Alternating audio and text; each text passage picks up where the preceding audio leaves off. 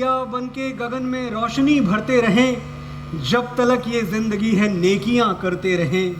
इंसान में इंसानियत की जोत ना हो कम कभी, इतना करम हम पर करो कमजोर ना हो हम कभी। तुम्हारी आवाज़ भी बहुत ज़्यादा है मेरे कानों में, you can just lower it down जी। हिंदू आध्यात्मिक एवं सेवा मेला, ये बहुत बहुत आभार आप सबका कि आपने मुझे आज साल के शुरुआत में ही अपने शहर के सबसे प्रबुद्ध लोगों से बात करने का एक अवसर दिया। बहुत कम लोग हैं, मैंने उम्मीद ज़्यादा की थी, लेकिन जितने हैं मेरे अपने हैं। भीड़ नहीं चाहिए हमें, साथी चाहिए, ये मेरे साथी हैं। अभी थोड़ी देर पहले ये जो तालियां बजाकर आपने मेरा स्वागत किया, इसके लिए बहुत बहुत आभार। लेकिन एक डिस्क्लेमर डाल दूं मैं, बहुत ज़रूरी है ये डिस्क्लेमर डालना कि शब्द और वाणी दोनों ईश्वर की देन है। इसमें लिखने और बोलने वाले की कोई बहुत बड़ी भूमिका, बहुत बड़ी शाबाशी नहीं है। एक बहुत बड़ी अमेरिकन पोएट है, मैं उनका जिक्र अक्सर करता हूँ, एमिली डिकिंसन। वो कहती थी, poetry is nothing but a dictation by God.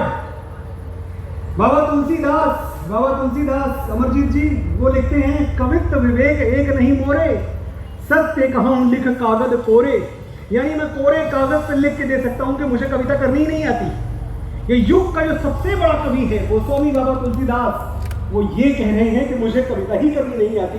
तो मेरे जैसे मामूली व्यक्ति की क्या हैसियत है कि मैं आपको कुछ सुनाऊं और आप कुछ सुने। मेरे शब्दों में भी उजाला तभी तक है जब तक वहां से करंट आ रहा है। तारीफों के लायक न शोहरत का हकदार हूं, सारी बिजली राम की, मैं तो केवल तार हूं। मैंने आते ही शुक्र जी एक शिकायत की कि भाई लोग कम हैं, और साथ ही मैंने ये भी कहा कि जितने हैं मेरे अपने हैं। ये जितनी कुर्सियां भरी हुई हैं, मैं इसके लिए बहुत बहुत बहुत आभारी हूँ आपका। ये भरी हुई कुर्सियां देख के मुझे वही खुशी होती है जो मेडल से भरा हुआ अपना सीना देख के एक फौजी को, एक जवान को होती है। वही खुशी जो फसलों से भरा हुआ अपना खेत देख के एक किसान को होती है। मेरे जीते हुए मेडल भी आप हैं, मेरी बोई हुई फसल भी आप हैं। मैं चाहता हूं अपने स्वागत में, अपने अभिनंदन में तालियां बजा देगा। हिंदू आध्यात्मिक एवं सेवा संस्थान, बहुत बहुत बहुत आभार आपका। ये मंच, इतना विराट मंच, जहां भारत माता भी है, जहां छत्रपति शिवाजी महाराज भी हैं, यहाँ मुझे एक जगह देने के लिए, एक स्थान देने के लिए। ये जो आपका नाम है, हिंदू आध्यात्मिक सेवा संस्थान, इससे ये लगता है कुछ लोगों को ये मैसेज जाता है। मुझे कहा गया कि यहाँ तो एक धर्म विशेष की सेवा होती होगी, लेकिन जो लोग इस संस्था से जुड़े हुए हैं वो जानते हैं कि मानवता से बड़ा कोई धर्म नहीं है। और इस संस्थान को सिर्फ एक धर्म विशेष की सेवा करने वाला अगर मान लिया जाए तो ये ऐसे ही है जैसे श्रीमद् भगवद गीता को और रामचरितमानस को सिर्फ एक पुस्तक मान लिया जाए, जैसे विवेकानंद को सिर्फ एक साधु मान लिया जाए। हम हिंदुओं का जो बिलीफ सिस्टम है वो, और जो हमारा हृदय है वो ब्रह्मांड से भी ज्यादा विराट है। किन सिद्धांतों में जिए हैं हम, किन सिद्धांतों पर मैं और आप, हमारे पुरखे, हमारे बुजुर्ग जिए किन सिद्धांतों पे है? बिलीफ सिस्टम क्या रहा है हमारा? सर्वे भवन्तु सुखिनः सर्वे सन्तु निरामया। जात पात ऊंच नीच छोटे बड़े सबसे आगे जाके सब सुखी हो, सब निरोग हो, सबका कल्याण हो, ऐसी भावना हमारे मन में रही है। अयम निजः परो वेति गणना लघु चेतसाम उदार चरिता नाम तु वसुधैव कुटुंबकम। ये हमारी धारणा रही है कि ये अपना है, ये पराया है, ये छोटा है, ये बड़ा है, ये मेरा है, ये तुम्हारा है। ऐसी छोटी छोटी बातें छोटे चित्त के, छोटे मन के लोग कहते हैं। जिनका चित्त उदार है उनके लिए पूरा विश्व एक परिवार है। जहां मेरे सामने सनातन के ध्वजावाहक बैठे हुए हैं, मैं आपके समक्ष हिंदुत्व की एक परिभाषा देके जा रहा हूं। खासतौर से जो नए बच्चे हों, मैं चाहूंगा कि वो मोबाइल निकाल लें और रील बना लें इस बात की, क्योंकि अक्सर हमारे धर्म को, हमारे सनातन, हमारे हिंदुत्व को गलत समझ लिया जाता है और कोई बता नहीं पाता कि हमारी विशालता, हमारी विराटता क्या है। जिसमें गिरती हैं सभी नदियां वो सिंधु हैं हम। मैं सिंधु के नगर में हूं, समुद्र का नगर मुंबई। जिसमें गिरती हैं सभी नदियां वो सिंधु हैं हम। सारी दुनिया को वतन कहते हैं, हिंदू हैं हम। और जो हिंदुत्व की पहचान है वही मेरे महान भारतवर्ष की भी पहचान है।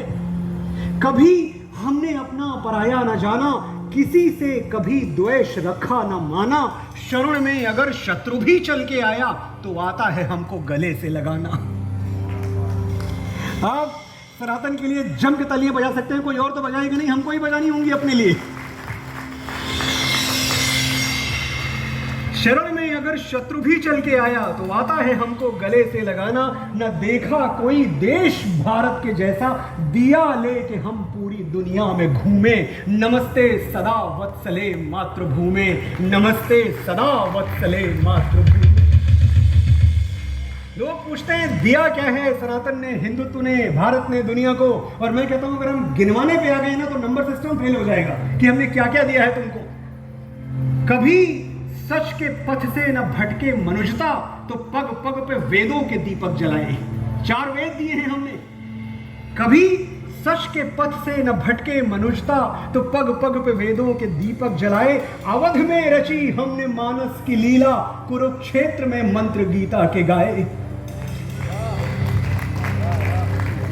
कोई तो है कारण, कोई तो वजह है कि सबके हृदय में हमारी जगह है। नमन है सभी को है वंदन, कहां कोई लेकिन हमारी तरह है। कि हम शौर्य और शांति दोनों के पूजक, हमारी ध्वजा 10 दिशाओं में झूमे, नमस्ते सदा वत्सले मातृभूमे, नमस्ते सदा वत्सले मातृभूमे। और जब मैं कहता हूं कि शौर्य और शांति दोनों शिखरों पर सनातन की पताका लहरा रही है, तो ये बात ऐसे ही नहीं कहता, मेरे पास कारण है ये कहने का। देखिए, हमारे सैनिक तो पराक्रमी हैं ही, शुरू से रहे हैं, लेकिन बहुत कम लोग जानते हैं कि हमारे संत भी पराक्रमी रहे हैं।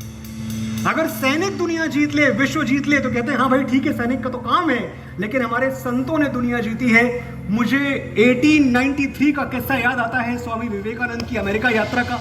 शिकागो गए हुए थे, ये वही सर्वधर्म संसद थी जहां स्वामी जी के बोले हुए 5 शब्द हमारी विश्व बंधुत्व की भावना का शंखनाद हो गए। अमेरिका में खड़ा होकर उन्होंने लेडीज एंड जेंटलमैन कह के संबोधित नहीं किया था। स्वामी जी ने कहा था, sisters and brothers of America.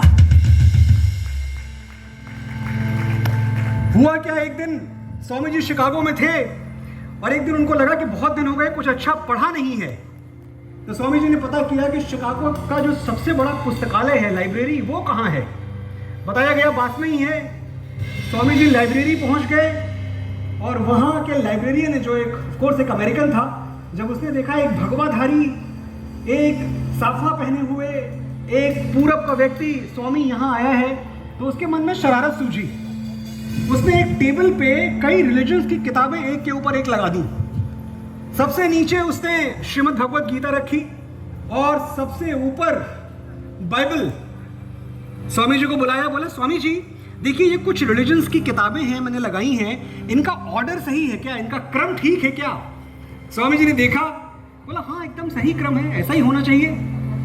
Librarian ने कहा शायद आपने ध्यान से देखा नहीं स्वामी जी, सबसे नीचे भगवत गीता है और सबसे ऊपर बाइबल है। स्वामी जी ने कहा यही क्रम है, ऐसा ही होना चाहिए, क्योंकि श्रीमद् भगवत गीता दुनिया की हर किताब के लिए, हर मत के लिए, हर पंथ के लिए, हर संप्रदाय के लिए, हर सोच के लिए फाउंडेशन है, नींव का पत्थर है। अगर तुमने ये ऊपर से बाइबल हटा दी तो किसी को कोई फर्क नहीं पड़ेगा, लेकिन अगर नीचे से गीता जरा सी खिसका दी,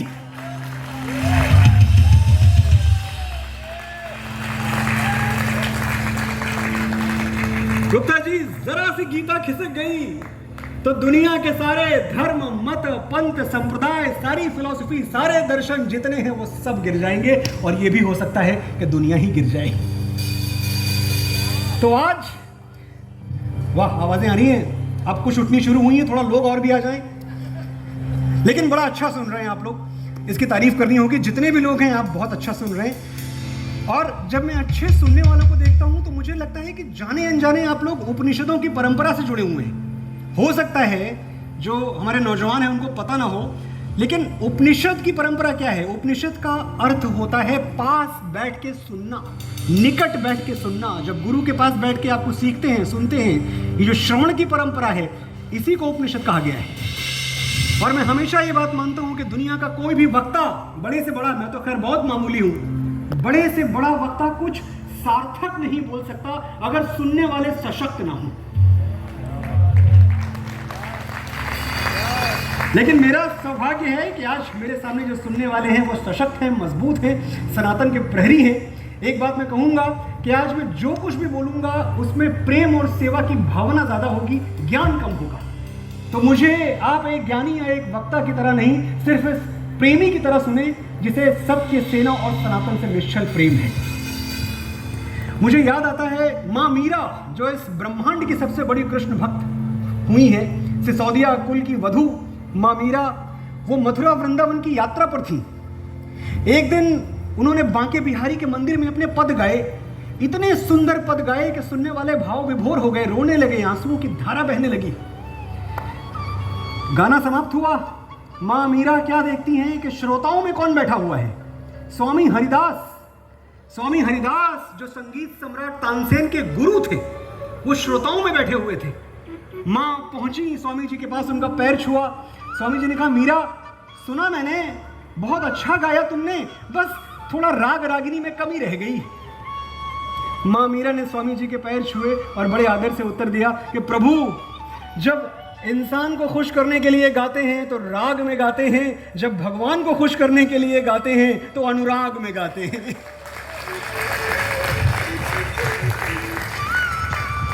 तो आज मैं जो भी आपसे संवाद करूंगा, जो भी बोलूंगा, वो राग में नहीं होगा, वो अनुराग में होगा। और मैं जानता हूं कि आप उसी अनुराग से, उसी वात्सल्य से, उसी प्रेम से मुझे सुनेंगे जैसी मुझे उम्मीद है।